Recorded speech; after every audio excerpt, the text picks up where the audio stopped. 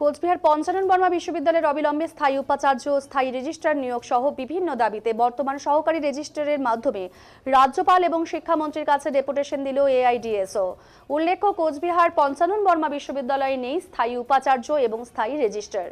কোচবিহার পঞ্চানন বর্মা বিশ্ববিদ্যালয়ে স্থায়ী উপাচার্য এবং স্থায়ী রেজিস্ট্রার নিয়োগের দাবিতে বিশ্ববিদ্যালয়ের সহকারী রেজিস্ট্রার এবং মাধ্যমে রাজ্যপাল এবং শিক্ষামন্ত্রীর কাছে ডেপুটেশন দিল এআইডিএসও।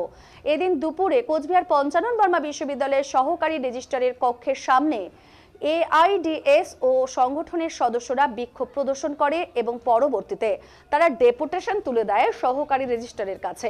তাদের দাবি পূরণ না হলে বৃহত্তর আন্দোলনে নামার হুঁশিয়ারি দিয়েছেন বিক্ষোভকারীরা।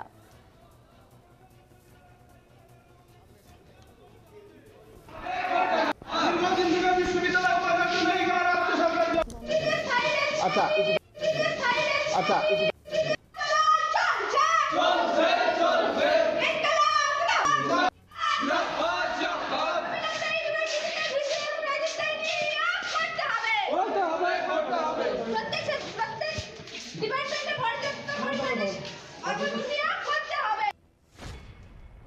আজকে আমরা ছাত্র সংগঠন এআইডিএসও প্রথমত কোচবিহার পঞ্চানন বর্মা বিশ্ববিদ্যালয় দীর্ঘদিন থেকে উপাচার্য নেই এবং রেজিস্ট্রারও নেই, এমনকি বিশ্ববিদ্যালয়ে যে ফিনান্স অফিসার ছিলেন তিনিও এখন নেই।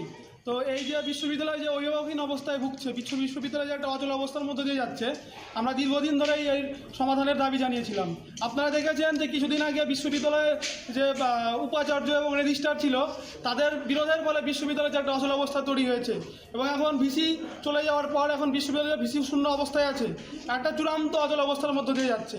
আমরা ছাত্র সংগঠন এআইডিএসের পক্ষ থেকে আজকে যে সহকারী রেজিস্ট্রার আছেন তার মাধ্যমে আমরা